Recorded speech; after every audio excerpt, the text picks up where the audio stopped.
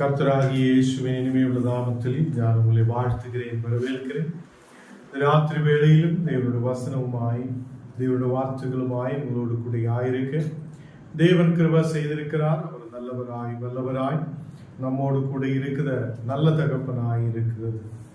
நாம் ஜெபிக்கலாம். தேவனை பரிசுத்த பிதாவே, ராத்திரி வேளையில் அப்பா உம்முடைய பாதத்தில் நாங்கள் அமர்ந்திருக்க உம்முடைய வசனங்களை தியானிக்க நீர் எங்களுக்கு கிருபை செய்திருக்கிறதுக்காக ஸ்தோத்திரம்.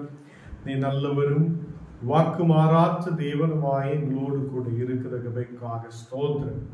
ஆண்டவரே, உம்மை நாங்கள் ஸ்தோத்திரிக்கிறேன், உம்மை நாங்கள் ஆராதிக்கிறேன், மகிமைப்படுத்துகிறேன். அப்பா நீர் எங்களோடு கூட இருக்கிறது.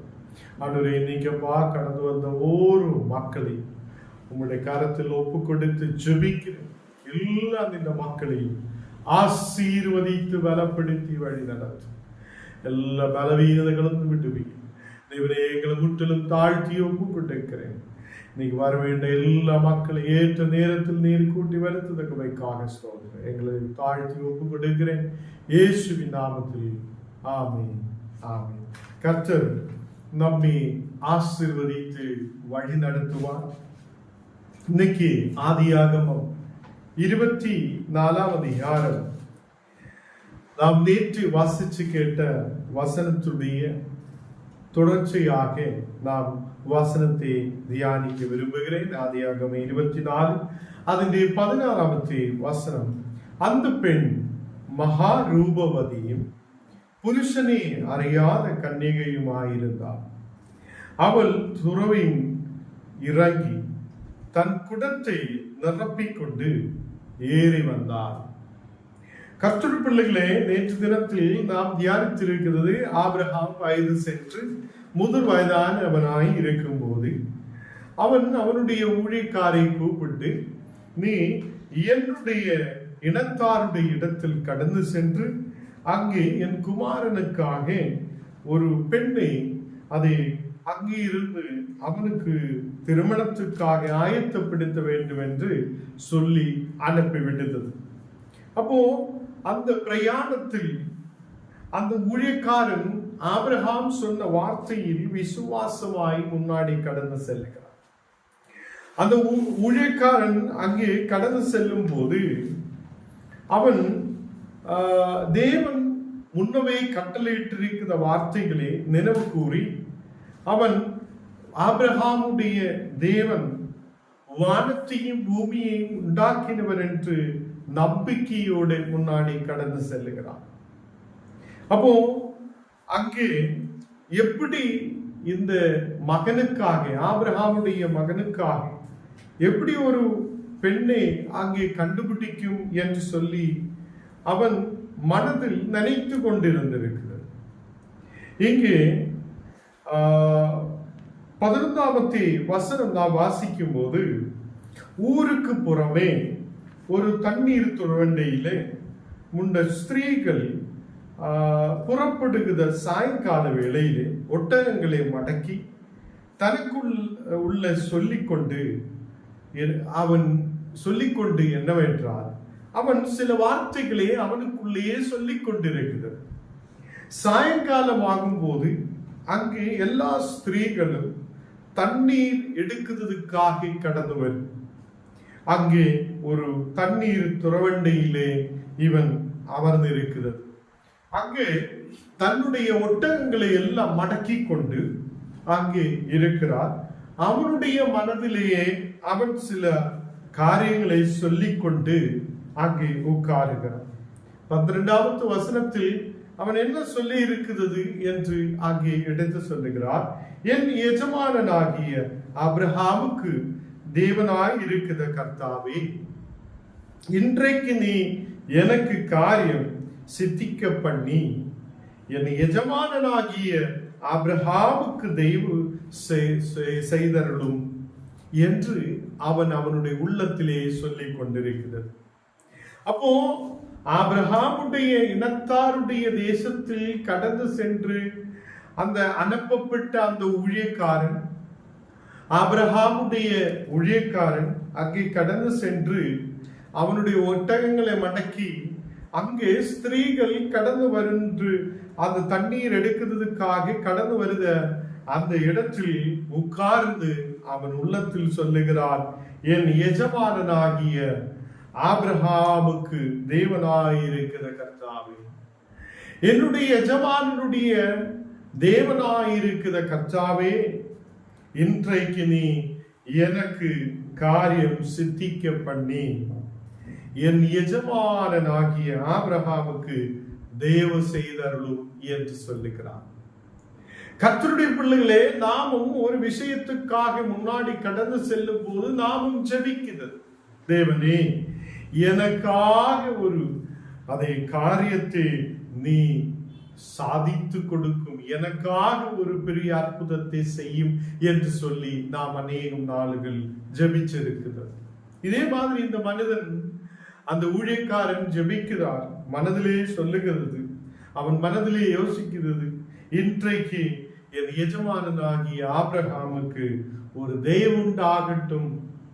அவன் சொல்லி அனுப்பியது போல ஒரு பெண் பிள்ளையை இங்கே பார்த்து, அவனுடைய இனத்தாருடைய பிள்ளையை பார்த்து அவங்களை கூட்டிக் கொண்டு போகிறதுக்காக தேவனே உதவி செய்யும் என்று உள்ளத்தில் சொல்லிக் கொண்டிருக்கிறது. இந்த வந்திருக்கிற அந்த ஊழியக்காரன், ஆபிரகாமுடைய ஊழியக்காரன், அவன் தனிமையாய் வந்தது இல்லை, ஏதோ ஒரு ஒட்டகத்தை கூட கொண்டு வந்ததல்ல. அந்த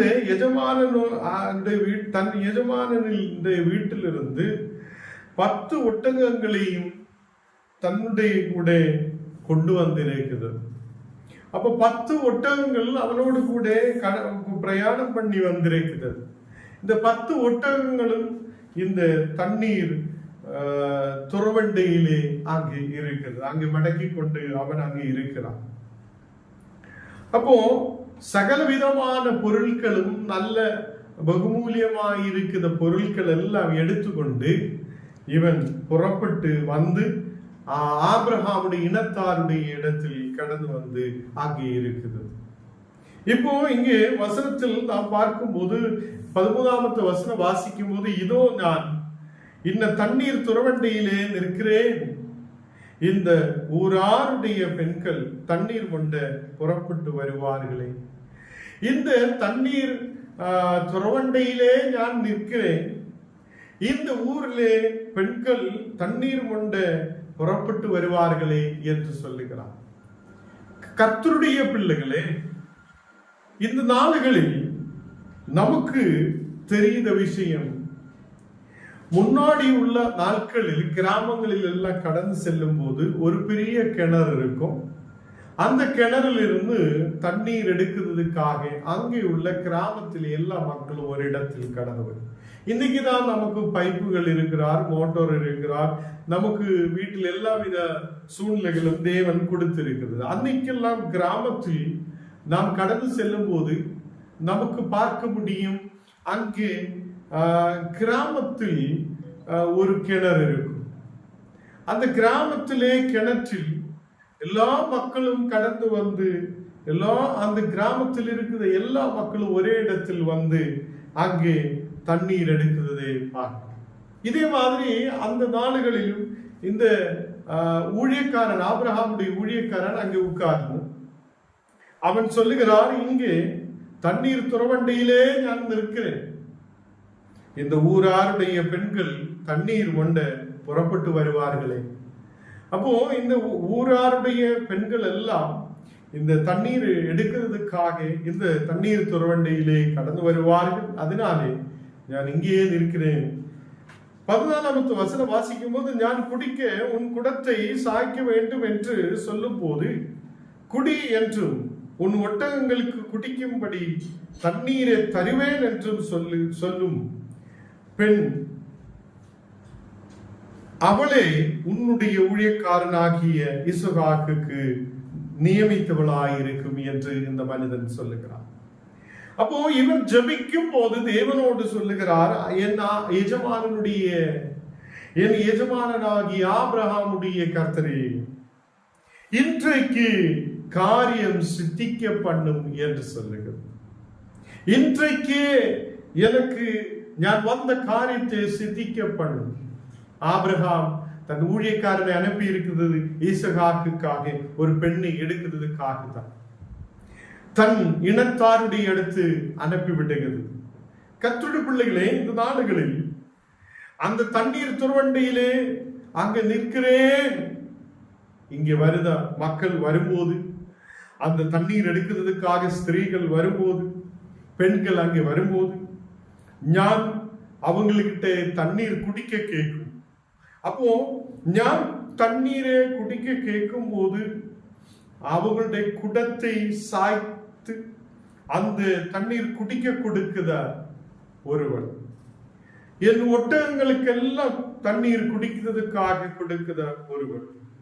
அவள்தான் ஈசகாக்கு நியமிக்கப்பட்டவளாய் இருக்கும் என்று அவள் அந்த மனிதன் அங்கே சொல்லுகிறார்.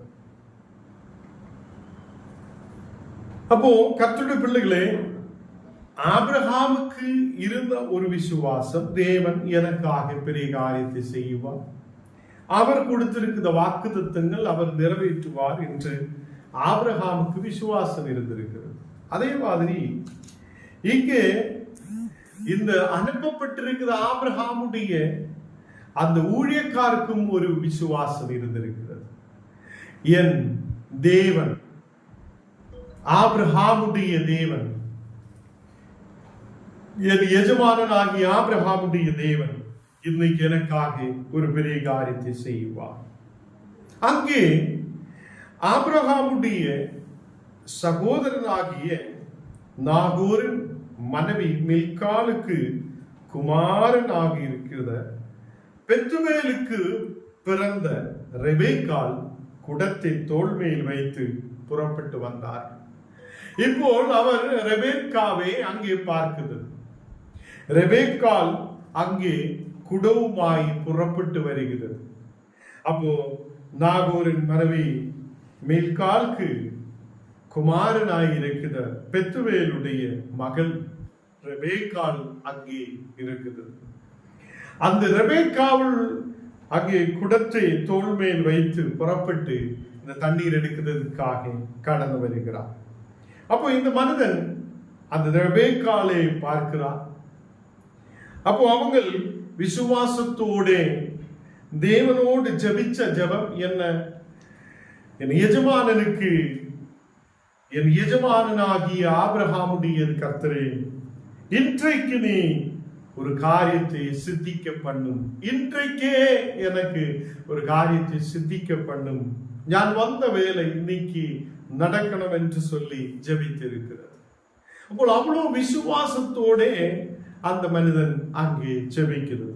கர்த்தருடைய பிள்ளைகளே, அது ஜெபிச்சு யார் எனக்கிட்ட நான் தண்ணீரை குடிக்க கேட்கும் போது எனக்கு தண்ணீரை கொடுக்குதோ, என்னுடைய ஒட்டகங்களுக்கு தண்ணீரை கொடுக்குதோ, அந்த பெண் இசாக்குக்கு அது நியமிக்கப்பட்டவளாயிருக்கும் என்று சொல்லி அங்கே தண்ணீர் துறவண்டியிலே நிற்கும் போது அந்த பெண் அங்கே கடந்து வருகிறார். அவள் தான் ரெபேக்காள்.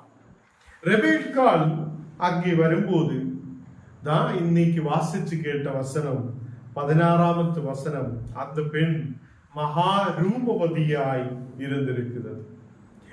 அந்த பெண் மகா ரூபவதியாயும் நல்ல அழகுள்ள ஒரு பெண்ணாயும் புருஷனே அறியாற்ற கன்னிகையுமாயிருந்தாள்.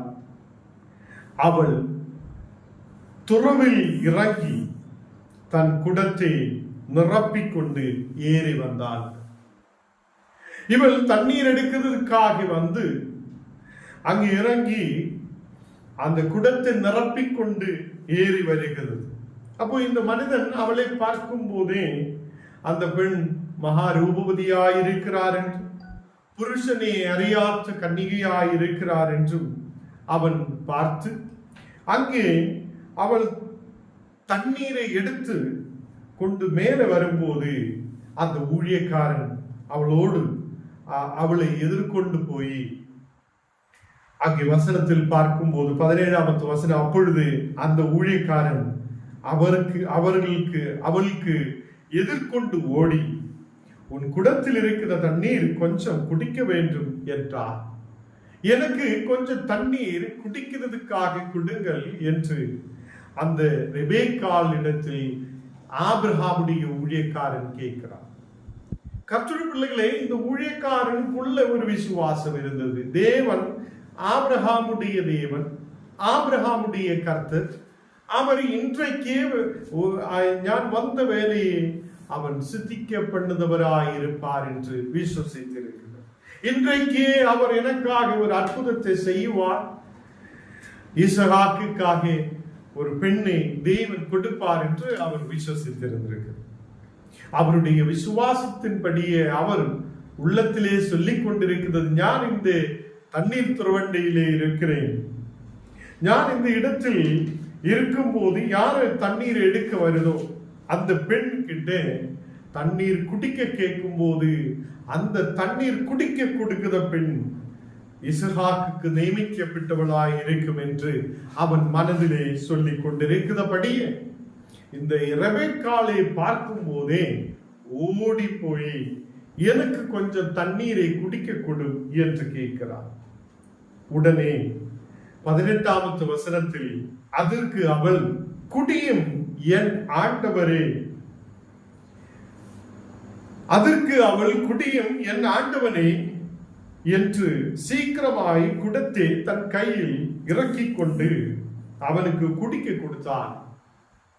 இந்த எஜமானன் அனுப்பிய, ஆபிரகாம் அனுப்பிய அந்த ஊழியக்காரன் அந்த ரெபேக்காள் கிட்ட கேட்கிறார், எனக்கு தண்ணீரை குடிக்க கொடு.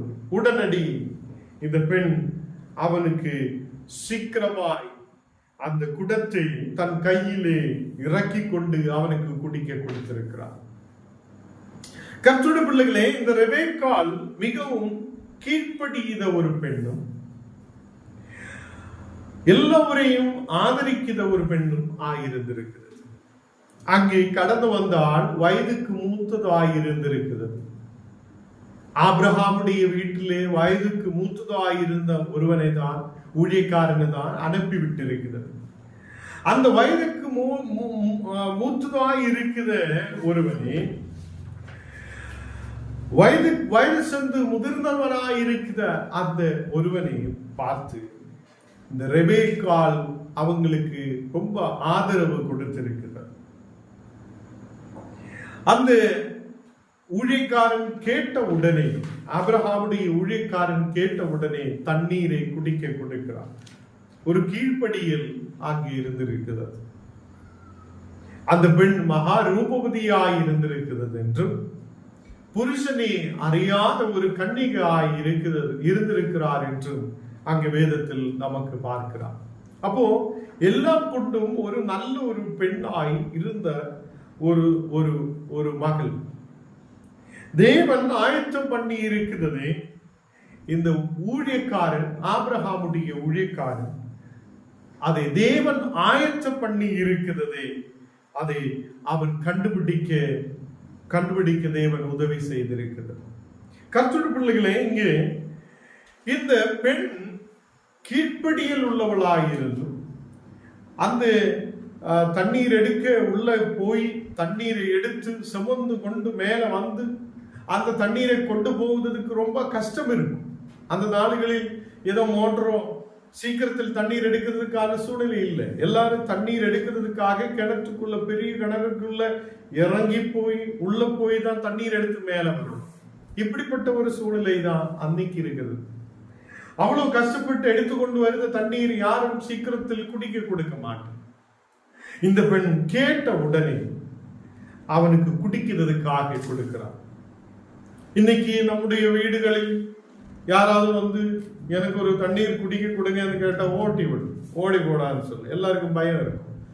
யாராருக்கும் தெரியாது,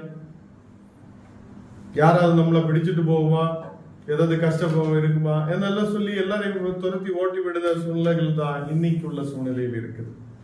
கர்த்தருடைய பிள்ளைகளே, இந்த பெண் ஒரு ஒரு முதிர் வயதில் இருக்கிற ஒருவரை பார்க்கும் போது ஆதரிக்கிறவராயிருந்திருக்கிறது. அவங்களுக்கு தேவையான தண்ணீரை கொடுத்தவராயிருக்கிறது. அவருக்கு மட்டுமல்ல, அவரோடு கூட வந்திருக்கிற அந்த 10 ஒட்டகங்களுக்கும் தண்ணீரை கொடுக்கிறதுக்காக அவள் முன்னாடி சீக்கிரத்தில் கடந்து சென்று தண்ணீரை எடுத்து குடிக்க கொடுக்க பார்க்கிறார்.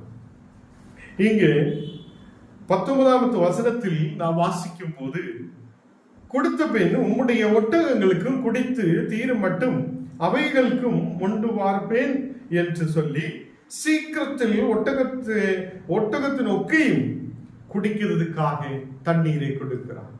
கர்த்தருடைய பிள்ளைகளே, இந்த மகள் அவ்வளவு கஷ்டமான தண்ணீர் எடுத்து கொண்டு வருத வேலையும் அவள் சீக்கிரமாய் செய்கிறார். இந்த குடிக்க கேட்ட உடனே தண்ணீரை குடிக்க கொடுக்கிறார். அவனுக்கு மட்டுமல்ல, அவனோடு கூட உள்ள ஒட்டகங்கள் நமக்கு தெரியும், தண்ணீர் பார்த்த உடனே தாராளமாய் சீக்கிரத்தில் அந்த தண்ணீரை குடித்துட்டே இருக்கும். அதை ஸ்டோர் பண்ணி வைக்கும். அதுக்கு தேவையான தண்ணீரை எல்லாம் ஸ்டோர் பண்ணும். அப்போ அதுக்கு அவ்வளோ கஷ்டமான நிலைமை, தண்ணீர் எடுக்கணும், கொண்டு ஊத்தணும், கொண்டு வரணும், உளுத்தணும். இப்படி உள்ள சூழ்நிலையிலும் அந்த பெண் நல்ல மனதோடு அவங்களை உபசரிக்க, அந்த ஒட்டகங்களுக்கும் அந்த தண்ணீரை கொடுக்க அவள் முன்னாடி வந்தது. இன்னைக்குள்ள நம்முடைய குடும்பத்தில் இருக்கிற பெண்கள் எப்படி இருக்கிறது? இன்னைக்கு ஒருவேளை நாம் சொல்லும் போது அந்த பெண்கள், நம்முடைய குடும்பங்களில் இருக்கிற பெண்கள் எப்படி அந்த வேலைகளை எடுத்து செய்கிறது? ஒரு ஆள் நம் வீட்டுக்குள்ளே கடந்து வரும்போது அவங்களை உபசரிக்க முன்னாடி வருகிறான். ஒரு தண்ணீர் கேட்கும் போது தண்ணீரை எடுத்துக்கொண்டு கொடுக்க மனதில்லாது இருக்கிற எத்தனையோ பிள்ளைகள் இன்னைக்கு நம் வீட்டுக்குள்ளே இருக்குது. இந்த ரெபேக்காள் அப்படி இல்லை. அவள் கீழ்ப்படிந்த ஒரு பிள்ளையாய் இருந்திருக்கிறது. மிகவும் அழகுள்ள பிள்ளையாய் இருந்திருக்கிறது. புருஷனை அறியாத கன்னிகையாய் இருந்திருக்கிறது. எல்லா குணங்களும் அந்த பெண் இருந்தது. ஒருவன் குடிக்க தண்ணீர் கேட்கும் போது சீக்கிரத்திலே தண்ணீர் கொடுக்க மனதுள்ளவளாய் இருந்தவள். அந்த ஒட்டகங்களுக்கும் தேவையான தண்ணீரை எடுத்து கொண்டு வந்து கஷ்டப்பட்டு அந்த ஒட்டகங்களுக்கும் தண்ணீரை கொடுக்க முன்னாடி வந்தவள். கர்த்தருடைய பிள்ளைகளே, நாம் தேவனுடைய குடும்பமாய் இருக்கிறார் என்று சொல்லும், ஞான் கர்த்தருடைய பிள்ளைகளாய் இருக்கிறார் என்று சொல்லும். நமக்கு சில நேரத்தில் ரெபேக்காளை போல உதவி செய்ய முடியாத சூழ்நிலைகள் இருக்கும். சில நேரத்தில் நமக்கு நல்ல உதவி செய்ய முடியாத சூழ்நிலைகள் காணப்படும். கர்த்தருடைய பிள்ளைகளே, இங்கே நமக்கு நிறைய விஷயங்கள் கற்றுக்கொள்ள தேவன் நமக்கு கொடுக்கிறது. நம் குடும்பத்தில் இருக்கிற பிள்ளைகள் தேவனுக்கு பயப்படுத பிள்ளைகளாய் இருக்கும். அவங்கள் புருஷனை அறியாத கன்னிகைகளாய் தேவனுக்காக விசுவாசத்தோடு இருக்கிற மக்களாய் காணப்படும். அதே மாதிரி அங்கே யாராவது கடந்து வரும்போது அவங்கள் தேவனுக்காக, அதே நல்ல விசுவாசத்தில் இருக்கிற ஒரு குடும்பத்தில் இருக்கிற பிள்ளைகள் அவங்களை உபசரிக்க முன்னாடி கடந்து வருதவங்களாய் இருக்கணும். அந்த ஊழியக்காரன், ஆபிரகாமுடைய ஊழியக்காரன் தண்ணீரை கேட்ட உடனே அந்த பெண் தண்ணீரை கொடுக்கிறார். அதே மாதிரி ஒட்டகங்களுக்கு தேவையான எல்லா தண்ணீரையும் அதை அவள் கஷ்டப்பட்டு எடுத்துக்கொண்டு வந்து தண்ணீரை கொடுக்கிறார். சீக்கிரத்தில் எல்லா ஒட்டகங்களுக்கும் தண்ணீரை கொடுத்திருக்கிறது. 21வது வசனம் வாசிக்கும் போது அந்த மனிதன் அவளை குறித்து ஆச்சரியப்பட்டிருக்கிறது. இவ்வளோ வேலைகள் செய்த, சீக்கிரத்தில் வேலை செய்த அந்த பொண்ணை பார்த்து அவன் ரொம்ப ஆச்சரியப்பட்டிருக்கிறது என்று வேதத்தில் சொல்லுகிறான். கர்த்தர் தன் பிரயாணத்தை வாய்க்க பண்ணியிருக்கிறானோ? அவருக்கு ஒரு சந்தேகம், இதுதான் ஆயிருக்குமா உண்மையாக இசகாக்கு உள்ள மனைவி, இந்த பெண் ஆயிருக்குமா என்று அவருக்குள்ளேயும் ஒரு சந்தேகம். அவர் சொல்லுகிறார், கர்த்தர் தன் பிரயாணத்தை வாய்க்க பண்ணி இருப்பாரோ இல்லையோ என்று அறியும் பொருட்டு அவர் மௌனமாய் இருந்திருக்கிறார். அவர் கொஞ்ச நேரம் அங்கேயே உட்கார்ந்து மௌனமாய் எதுவும் பேசாமல் சும்மாவே உட்கார்ந்துட்டு இருந்தது. ஏனென்றால் தேவன் செய்யும் அற்புதத்தை பார்க்க அவர் விரும்பிக் கொண்டிருந்திருக்கிறது. அவர் முன்னவே சொல்லி இருக்கிறது, நான் தண்ணீரை கேட்டவுடனே எனக்கு கொடுக்குதா அந்த பிள்ளையாயிருக்கும், ஒட்டகங்களுக்கு எல்லாம் தண்ணீரை கொடுக்கிற பிள்ளையாயிருக்கும், அவனுக்கு மனைவியாய் வரப்போகுது, இசகாக்கு மனைவியாய் வரப்போகுது, அந்த தண்ணீரை கொடுக்கிற பிள்ளையாயிருக்கும் என்று அவன் உள்ளத்தில் சொல்லிக் கொண்டிருந்தது. அப்பதான் ரெபெக்காள் வந்திருக்கு. கர்த்தருடைய பிள்ளைகளே, அவன் கேட்ட உடனே ரெபெக்காள் என்னால முடியாது என்று சொல்லியதில்லை, நான் கொடுக்க மாட்டேன் என்று சொல்லியதில்லை. அங்கே அவள் சொல்லுகிறார், அதற்கு அவள் குடியும் என் ஆண்டவனே என்று சொல்லுகிறார். அவ்வளவு பெரிய மதிப்பு அந்த ஊழியக்காரனுக்கு கொடுத்திருக்கிறது. தேவ பிள்ளைகளே, இன்னைக்கு நம்முடைய குடும்பங்களில் இருக்கிற பிள்ளைகள் நல்ல மதிப்பை கொடுக்கிறவங்களாய் காணப்படும். நம்முடைய குடும்பங்களில் இருக்கிற பிள்ளைகள் இப்படிப்பட்ட ரெபெக்காள் போல உதவி செய்தவங்களாய் காணப்படும். இந்த மகன் ஊழியக்காரன், ஆபிரகாமுடைய ஊழியக்காரனுக்கு ஒரு சந்தேகம், இதுதான் ஆயிருக்குமா?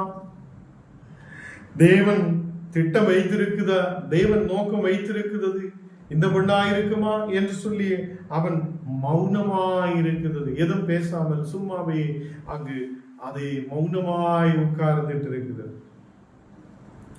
22வது வசனம் வாசிக்கும் போது, ஒட்டகங்களுக்கு எல்லாம் குடிக்க கொடுத்ததுக்கு அப்புறம் எல்லா ஒட்டகங்களுக்கும் குடித்து தீர்ந்த பின் அந்த மனிதன், அந்த ஊழியக்காரன் எழும்பி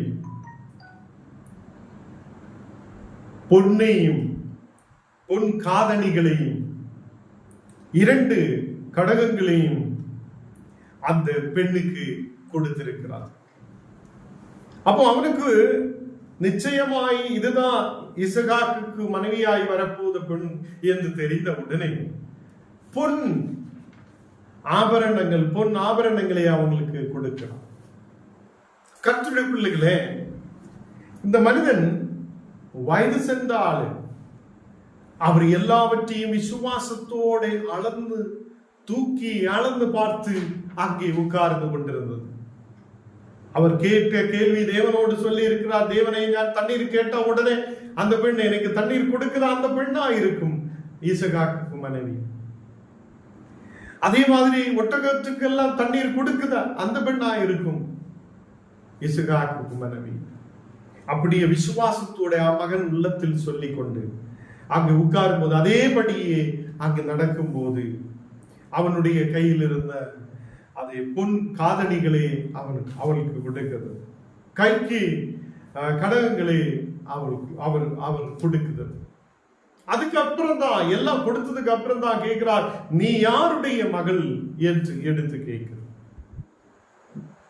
நாங்கள் உன் தகப்பன் வீட்டில் தங்க இடம் உண்டா என்று கேட்கிறார். இன்றைக்கு ரொம்ப தூரமாய் நாங்கள் பிரயாணம் பண்ணி வந்திருக்கிறது, உன்னுடைய தகப்பன் வீட்டில், உன்னுடைய தகப்பனாருடைய வீட்டில் எங்களுக்கு தங்க அங்கே தங்குறதுக்காக இடம் உண்டோ என்று அவன் கேட்கிறது. நான் பெத்துவேலின் மகள் என்று அவள் சொன்னார். ஆபிரகாமுடைய அதே தேடி வந்த இனத்தாருடைய இடத்தில் தேவன் அந்த மகனை, அந்த ஊழியக்காரனை கொண்டு வந்திருக்கிறது.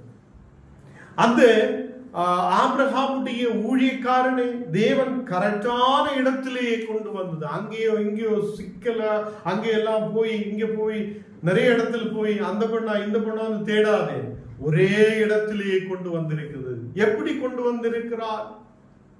அவனுக்கு ஆபிரகாமில் இருந்த விசுவாசம், ஆபிரகாமுடைய கர்த்தருடைய மேல் ஆபிரகாமுக்கு இருந்த அதே விசுவாசம் இந்த ஊழியக்காரனுக்கும் இருந்திருக்கிறது. அவனும் சொல்லி இருக்கிறார், ஆபிரகாமுடைய கர்த்தரே, நீர் எனக்காக இன்றைக்கு எனக்காக காரியத்தை வாய்க்க பண்ணும். கர்த்தருடைய பிள்ளைகளை, அவனுடைய விசுவாசத்தின்படியே முதலாவது பார்த்து அதே ரெபெக்காள் தேவன் அழைத்து கொண்டு வந்திருக்கிறது என்று அங்கே அவன் நிச்சயமாய் திருடதையோடு விசுவசித்திருக்கிறது. അപ്പോൾ கர்த்தர் அவனை ஆபிரகாமுடைய வீட்டிலிருந்து, அந்த ஊழியக்காரனை ஆபிரகாமுடைய வீட்டிலிருந்தே கொண்டு வந்து அவனுடைய அதை இனத்தாருடைய வீடு வரைக்கும் கர்த்தர் கொண்டு வந்திருக்கிறது. எங்கேயும் அங்க இங்க எல்லாம் தேடுறதுக்காக போனது இல்லை. கர்த்தருடைய பிள்ளைகளை, விசுவாசத்தோடு நம்முடைய வாழ்க்கையை முன்னாடி கொண்டு போகட்டும். இன்னைக்கு ஸ்கூலில் போக ஆரம்பிக்கும் போதே திருமணத்துக்காக தேடுத பிள்ளைகள் நம்முடைய குடும்பங்களில் எல்லாம் பார்த்தா, அநேக கிராமங்களில் பார்த்தால் இப்பவே நாங்க ரெடியா இருக்கிறார் என்று சொல்லப்படுத பிள்ளைகள். அப்படி அல்ல. அவங்க தேவனுடைய சித்தத்தின்படி பொறுமையோடு காத்திருக்கிற பிள்ளைகளாய் இருந்திருக்கிறது. தேவன் அதை குறித்தபடியே ஆபிரகாமுடைய அந்த ஊழியக்காரன் அந்த பெண்ணை கண்டுபிடிக்கிறது. அந்த பெண்ணை தேவன் அவனுக்கு முன்பாக கொண்டு வந்து நிறுத்தி இருக்கிறது. 25வது வசனத்தில் நாம் பார்க்கும் போது, எங்களிடத்தில் வைக்கோலும் தீவனமும் வேண்டிய மட்டும் இருக்கிறது, ராத்தங்க இடமும் உண்டு என்றார்கள். இந்த பெண் அவர் கேட்ட கேள்விக்கு பதில் கொடுக்கிறார். எங்கள் வீட்டில் நீங்க வந்து தங்கலாம். எங்களுடைய வீட்டில் நீங்க வந்து தங்கும் போது ஒட்டகங்களுக்கு தேவையான தீவனங்களும் வைக்கோலும் அங்கே எல்லாமே அவங்களுக்கு தேவையானதும் இருக்கிறது என்று சொல்லி இருக்கிறது. உடனடி அந்த மனிதன் தன் தலையை குனிந்து கர்த்தருக்கு நன்றி செலுத்தி கர்த்தரை பணிந்து கொண்டார். ஏனென்றால் தேவன் கொண்டு வந்து தன் எஜமானனுக்கு அவன் சொல்லி அனுப்பிய காரியத்தை தேவன் இங்கு செய்து முடித்திருக்கிறார். அந்த மனிதன் தலை குனிந்து கர்த்தரை பணிந்து கொண்டார்கள். கர்த்தருடைய பிள்ளைகளே, நாமும் இவ்வளவு விசுவாசத்தோட குடும்பத்தில் இருக்கணும். உங்கள் குடும்பத்திலே பிள்ளைகளுக்காக தேவன் ஆயத்தம் பண்ணுவார் என்றும், தேவன் வழிகளை திறப்பார் என்றும், தேவன் நமக்காக கொடுப்பார் என்றும் விசுவாசத்தோடு கடந்து செல்லுங்கள். 27வது வசனத்தில் கர்த்தர் என் எஜமானனுடைய சகோதரன் வீட்டுக்கு அழைத்து கொண்டு வந்தார் என்று அந்த மனிதன் தேவனுக்கு நன்றிகளை ஏறெடுத்து துதிக்கிறது. கர்த்தர் என் எஜமானனுடைய சகோதரனுடைய வீட்டுக்கே கொண்டு வந்திருக்கிறது, கரெக்டான இடத்துக்கே என்னை கொண்டு வந்திருக்கிறது என்று சொல்லி அந்த மனிதன் தலை குனிந்து கர்த்தரை பணிந்து கொள்ளுகிறார். தேவ பிள்ளைகளை, இந்த நாடுகளில் நமக்காக தேவன் பெரிய காரியங்களை செய்வார். நம்முடைய குடும்பங்களிலும் முதிர் வயதாய் இருக்கிறவங்களே நம்முடைய பிள்ளைகள் ஆதரிக்கட்டும். அவங்க ஒரு கிளாஸ் தண்ணீர் கேட்கும் போது தண்ணீரை கொண்டு கொடுக்க, ஒரு கிளாஸ் தண்ணீர் கொடுக்க முடியாது இருக்கிற பிள்ளைகள் இன்றைக்கு நம் வீடுகளில் இருக்குது. அப்படி அல்ல.